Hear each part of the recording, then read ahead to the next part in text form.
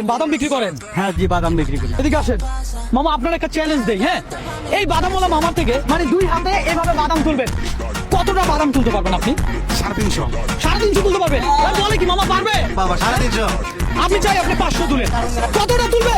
কতটা তুলতে পারবে? এর মধ্যে রাখেন।